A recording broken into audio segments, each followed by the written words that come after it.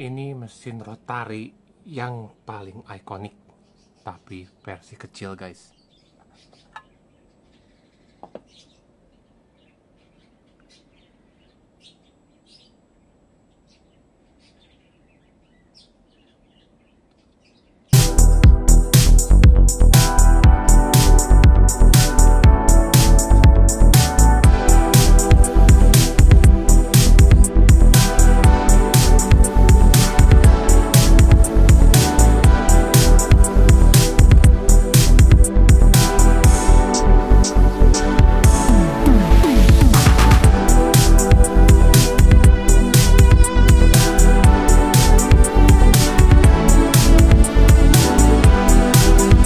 Selamat datang di Padai Toy. Gimana kabarnya teman-teman?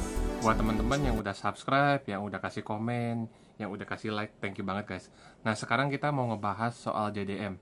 JDM yang saya ambil adalah Mazda RX-7 ini guys. Jadi ceritanya itu waktu saya ke Pekalongan sama Koleo sama Franz, saya tuh nemuin diecast ini guys. Diecast ini tuh salah satu wishlist saya dari dulu yang belum kesampaian, dan akhirnya itu kesampaian pas saya di Pekalongan guys.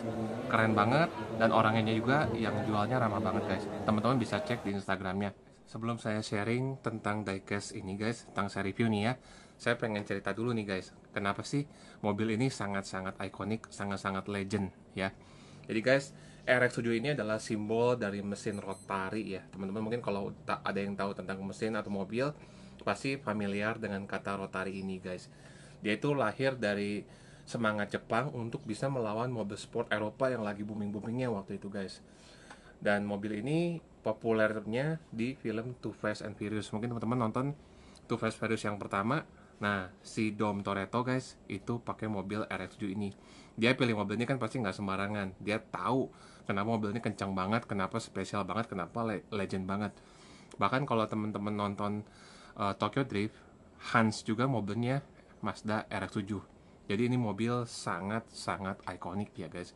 Bisa dibilang tuh Mazda RX-7 guys itu seperti samurai yang ramping ya, tajam dan mematikan. Jadi dia tuh lincah, gesit ya kalau sebagai samurai.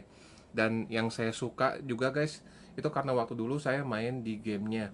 Mungkin teman-teman ada yang pernah main Gran Turismo. Nah, mobil yang saya pilih waktu itu tuh adalah Mazda RX-7 warna putih guys. Nah guys, mobil ini karakternya lincah ya, ramping, dengan mesin legendaris guys. Mesinnya mesin Wankel.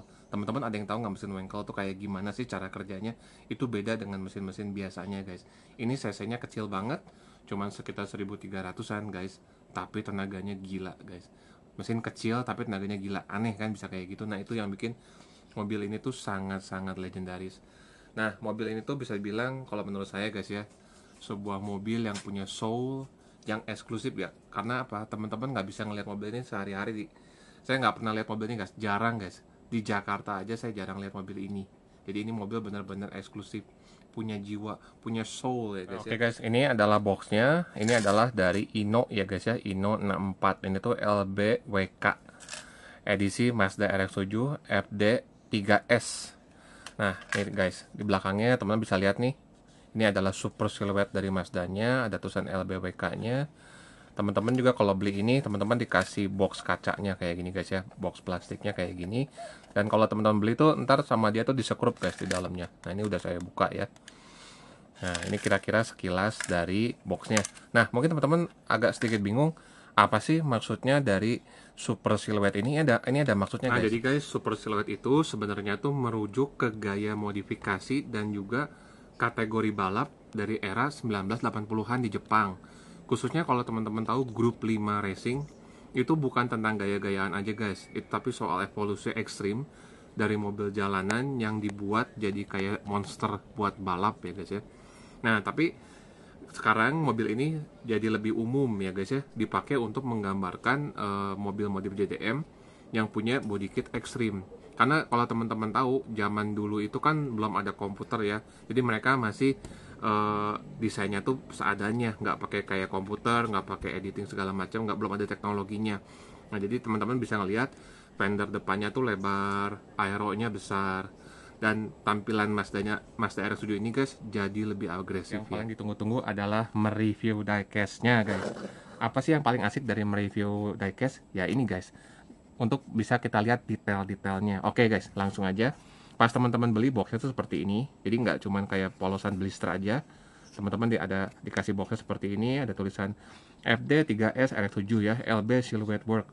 Terus teman-teman juga di bagian belakangnya yang saya suka, yang bikin eksklusif ya, jadi keren. Tuh guys, ada mobilnya lagi, ada super siluetnya dari Mazda RX-7. Dan ini nggak ada tulisan Mazda ya guys ya, karena mungkin nggak ada lisensi, mungkin seperti itu. Nah, teman-teman juga bisa lihat di sini ada Ino 64 dan ada namanya lagi ya.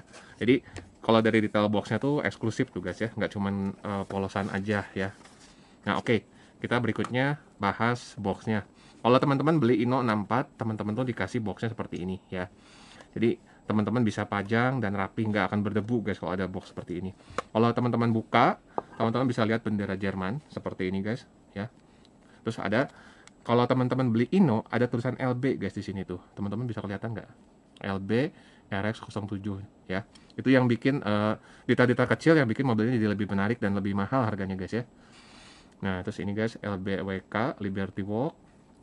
Ada tulisannya lagi FD 3S RX7 Super Silhouette-nya guys ya. Nah, oke, kita langsung masuk ke bagian mobilnya guys. Nah, ini guys mobilnya. Aduh, saya pas pertama kali lihat tuh, pas hari pertama ya guys ya, saya nggak langsung beli. Saya cuma ngeliatin aja, bagus nggak ya, bagus nggak ya. Nah, di hari kedua itu saya beli guys akhirnya. Pilih yang ini. Kenapa saya pilih? Pertama, satu, warnanya putih. Terus dia ada bendera Jermannya. Jerman itu mengingatkan saya sama mobil Porsche ya guys ya. Kenapa? Karena teman-teman kalau ngelihat sekilas, ini ada detail-detail yang hampir sama kayak mobil Porsche 935 juga guys. Itu yang saya suka. Jadi sekilas ini kayak Porsche 935 juga guys. Teman, ini Mazda RX-7. Oke, kita bahas nih guys detail-detailnya. Dari bagian depan dulu aja. Nah, ini bagian depan seperti ini. Ada logo Advan, ada Bosch. Ini tuh kayak buat permesinannya guys ya. Ada flag Jermannya ini sampai ke belakang ya guys, tuh sampai ke belakang. Ini drivernya Philippe Salvet, ada angkanya 41. Terus ada detail kayak numero reserve, ada magazine ini guys tulisannya. Terus yang saya suka juga adalah detail-detailnya. Misalnya teman-teman lihat nih di bagian sini, ini ada kayak lubang ya. Ini tuh kayak buat angin masuk supaya mendinginkan mesin. Terus di sini juga ada detail-detail yang bikin ini tuh kesannya mobil balap banget ya guys ya. Nah, terus kalau yang tadi saya bahas super silhouette itu, teman-teman lihat aja, ini fendernya tuh tebal ya, lebar-lebar. Karena ingat zaman dulu, zaman 80-an 90-an dulu, teknologinya, komputerisasinya belum sehebat sekarang. Nah, ini guys, ini adalah lampu di sini yang bisa dibilang mirip banget sama Porsche 935 guys. Ya, itu yang bikin saya suka juga. Jadi, ini kayak RX7 dibikin 935 guys menurut saya. Nah, berikutnya kalau teman-teman lihat juga ada detail di sini nih guys. Ya, terus ada tulisan di bagian bannya guys, ada tulisan juga ya di sini guys.